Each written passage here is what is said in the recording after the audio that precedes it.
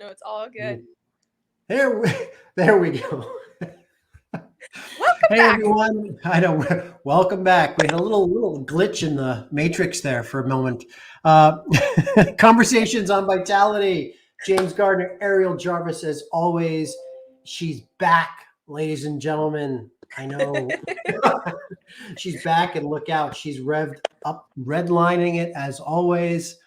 Always. This is our weekly little get together where we share some insights and some education on health, wellness, mindset, spirituality, you name it, everything to just live happier, healthier, more vital lives. So, Yeah. Ariel, always a pleasure to see you. Likewise. Let's talk respiratory health and all these things in Yeah. between. We're in that season of Mhm. course, colds and flu. Pneumonia starts to creep around this time of year. The damp, cold weather plays havoc on my asthma. So I've Yeah. started to notice that change and seasonality kind of respiratory health for me. Yeah. So let's break it open. Let's have a chat. Yeah. Absolutely. So, first of all, I just want to kind of get into the foundation of the respiratory system. So, you have your lungs, right? And what people forget is your lungs are 75% water. So, we always talk about water, making sure that your lungs are actually able to absorb that water. So, it must be negative charge. The second thing is you have to be mindful of your food, especially if your respiratory system is your weak point. The reason why is because certain foods can be called mucus forming foods. Mucus forming foods would be like dairy, processed sugar, alcohol, refined carbohydrates, processed foods, really starchy foods, those fries, those burgers, things like that, deep fried foods, and some meat. So your pork, things like that, your chips. So just being mindful around those things, especially during the damp season, if you have respiratory weakness to start, because those foods will create mucus in the body. And if that's your weak disposition, then it's going to create mucus in the lining of the lungs. And then you don't have the water to combat because you're not absorbing the right water. And now you have an ecosystem that's been changed. You have a microbiome in the sinuses and all down into the respiratory system, bronchioles, alveoli, everything. And Mhm. what happens is when you have mucus, your immune system can't get in there to clean house. So that is a perfect environment for bacteria, fungus, mold, and viruses to thrive. And some of them duplicate every 20 minutes. And what they need to feed on is each other and sugar. And then they're in a beautiful mucus environment, perfect ecosystem, and boom, you have infection.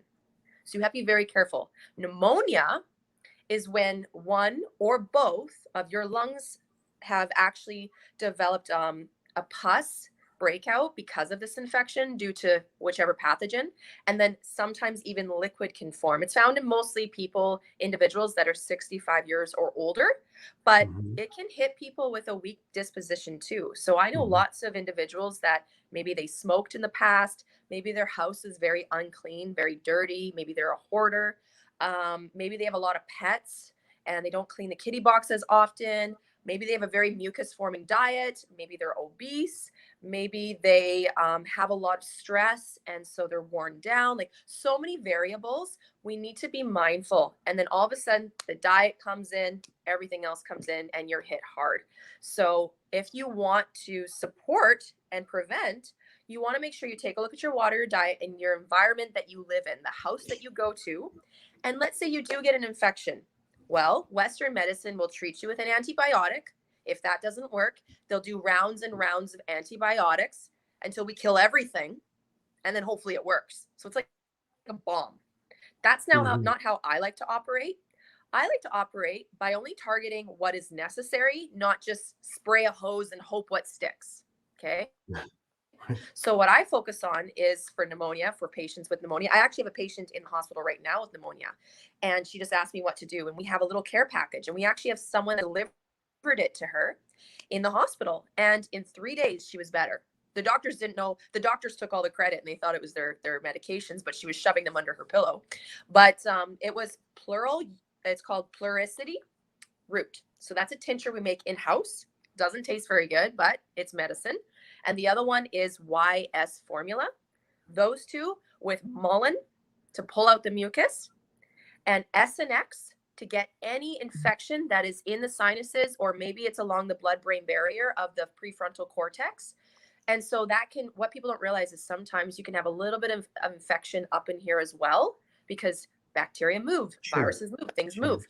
So bacteria can migrate, right? So that infection can migrate as well. So you need to make sure that you're cleaning out the sinuses and the prefrontal cortex as well, so that you don't get a dripping effect of that infection, which can create an infection that will last, kind of like low-grade infection, but long-term. So we want to nuke it, but we want to nuke it in a holistic manner. So that's where I'll just kind of regroup the mullein, the SNX to draw out the infection and the mucus, the pleural Rusi root tincture, and the YS formula.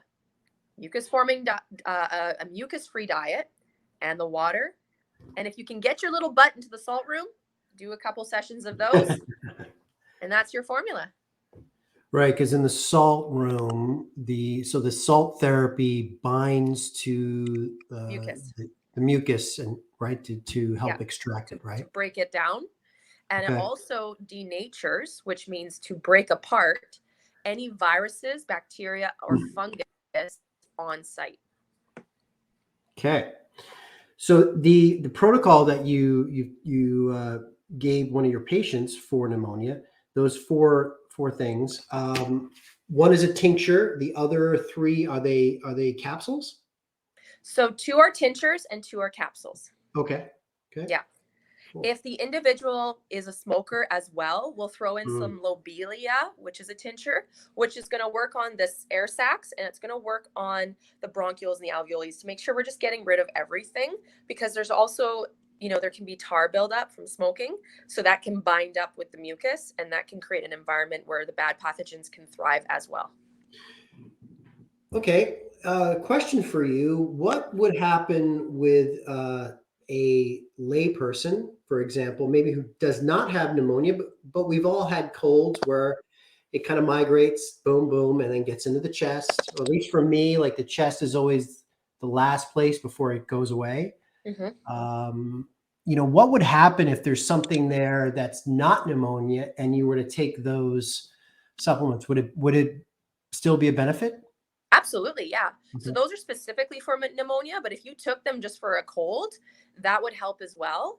But those are more for drawing out fluid, infection, things like that. So if you just have more of a cold and it hasn't got to like a low or medium grade infection, then just taking some echinacea, oil of oregano, a little bit of ivermectin, it's amazing. So how do you how does Ariel differentiate between the cold versus some sort of grade infection? How long it lasts, so time wise. So a cold should only last 3 days. And 3 days. Okay. Yeah, because you have 3 lines of defense, and your immune system, if it's functioning properly, because you've given it the building blocks it needs, which is vitamin C, vitamin D, zinc, quercetin, you've eaten a high antioxidant diet, you've hydrated, right? So those are the building blocks to help your immune system thrive with protein. And so now the immune system can send out the first, second, and third line of defense, and you should be getting better. You should see yourself recovering in about 3 to 4 days. If you don't, and it's longer, you have a weaker immune system. Okay, so we need to support it more. So then that's where we can bring in the bigger horses, right? We bring in the tinctures, we bring in more capsules, we bring in the ivermectin, things like that to really combat if it's lasted longer than 5 days. But pneumonia, unfortunately, is something where the infection, if you don't treat it right away, it can last for 6, 7, 8 weeks. And some people can even die from it. Right? And then I remember back in the day, the term walking pneumonia. Sometimes people were labeled with what's that? Is that just a lower grade in pneumonia? Is that all that is? So normally pneumonia gets you flat on your butt. You can't breathe, right? You have so much fluid. And so what happens is you're in bed, you're bedridden. Walking pneumonia means it's a little bit lower grade. You can still walk around, but it's there, and it can last for up to a year. People can have it for a whole year or 2 years. You have to treat it because it's very uncomfortable. I remember, I don't know if this is like an urban legend or a rumor. when you have or come down with pneumonia, especially for the first time, uh, it it's almost a guarantee that now it's going to come back periodically, more often in your So, life. yes. So, the reason why is because most people that get pneumonia overlook their diet. So, a lot of people are set in their ways with their diet. Hmm. So, if you've gotten it before and you don't correct the way you eat, you're going to get it again and again and again because it's a recipe. You haven't changed the recipe. Got it. Change the Got it. diet, all of a sudden, respiratory system clears up because you got to remember it, that area is always diet related. You are what you eat. Mm. It's interesting because my ex used to deal with this quite often. It was like every, well, second week in December. It was usually the beginning of December every year. Boom, she'd get struck by pneumonia again. We had a first time when I very first met her, she had her very first case of Yeah. pneumonia, and then it Yeah. just almost every year religiously. And a lot of people, they'll treat pneumonia with antibiotics, which just Yeah, destroys your ecosystem. That's right, not a treatment. right. That's a band-aid to get rid of the issue. And then you're going to have reoccurring issues because you just dropped a bomb. You didn't actually heal anything from the root cause. You just kind of swept it under the rug, and the next year it just needs the same recipe and it can happen again. Same with people that have a heart attack, right? You don't just have a heart attack, get a stent put in, maybe go on some blood thinners, and boom, you'll be good to go. No, you have to change Mhm. your diet. You have to work on your Mhm. stress management. You have to get your sleep Right. because there was a recipe there. There was a reason you had a heart attack, right? If you just go back Mhm. to the way you were living before, that recipe is going to come back. It just takes a matter of time. Which, as you know, and I know, is really the true test is how do we rewire someone's habitual patterns of So that you don't living. relapse, Yeah, right? right. Nutritional intervention. Yeah, Yeah. I know. It's true. It's true. Uh, Getting back to mucus and the connection between dairy, specifically mucus, and sugar, if you will, it creates this swamp, if you will, that changes your ecosystem, right? Yes. So, uh, am I correct then that you said it just allows it becomes a cesspool for the virus to kind of populate and do its thing? Yes. Okay, and what's the time frame on something like that? And again, for me, it's because I know I if I have my ice cream, which I do twice a week, I do. Full disclaimer: pint of Ben and Jerry's cookie dough ice Oh, the cream good stuff. twice a week. Right? I go to bed Yeah. feeling like $1,000,000, but when I wake up religiously, it Yep. feels like I got something in my chest. It's just my chest Yep. feels heavier. I don't know how to describe it. We need to have a nutritional intervention. I know it's twice a week. I'm being honest. Not Um, if you have a weak disposition, right? so If being that's your weak point, asthmatic, you're saying I should have no ice cream. Is that what zero, you're no saying? dairy, none. I know. You Oh, can get Ariel, coconut, such a coconut. killjoy. Absolutely. I'm keeping you alive. Oh, Jesus. You don't gotta like me. You just have to keep, I just gotta keep you alive. So what but obviously something happens overnight for Yes. me, right? You wanna know why? Yes, please. Okay. So the reason why is when we consume dairy, dairy has casein and it also releases dopamines, which lights up the hippocampus the same as cocaine. So you feel great. You feel great. What it does then is it creates mucus for individuals that have a weaker disposition in the lungs. It's going to create mucus while you sleep. And because you're laying flat, it's going to pool. And then what happens is bacteria are nocturnal. You just gave them a fiesta. They're going to eat, they're going to party, they're going to hang out in that cesspool. Next thing you know, when you wake up, remember they duplicate every 20 minutes. You wake up, now you have a heaviness. You have mucus, you have Yeah. a change in the ecosystem. your dopamine just spiked and dropped. So now you're going to feel a little moody, a little different. Kind of like, man, I don't feel so great, because you went from a high to a low. You didn't balance your dopamines, and you probably didn't rest as well, because you had these little crazy little critters in your lungs. Because they're nocturnal, they keep you up. And even though you're laying there, you're not physically sleeping, because there's a disturbance going on in the body, and the body is self-aware, and the body is aware, putting the body into a state of a fight or flight while you sleep. So then you don't actually hit your REM sleeps. You're just laying there like a zombie, but you're not actually getting a deep sleep. So you're not recovering. So then you feel lethargic when you wake up. Wow. Yeah. Telling you. So nocturnal, huh? Bacteria is nocturnal. Yeah. Interesting. That's why you don't eat before bed. That's how people get. So the moral of that story then is I could have my Ben and Jerry's for breakfast.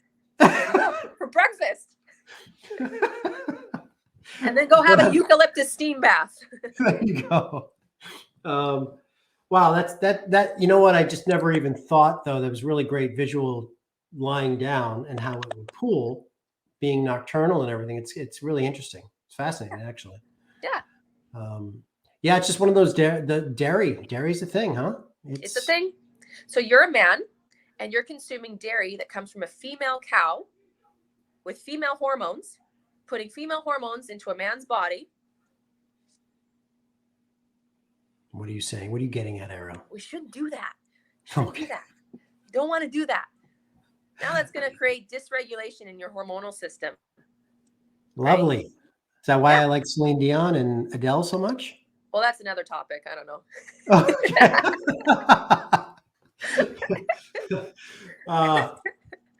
Well, I mean, even I think I've mentioned this before in another episode, but in terms of athletes and specifically athletic events or sports that are cardio based, I know dairy is a big no-no because it impedes the efficiency of the lungs and everything, right?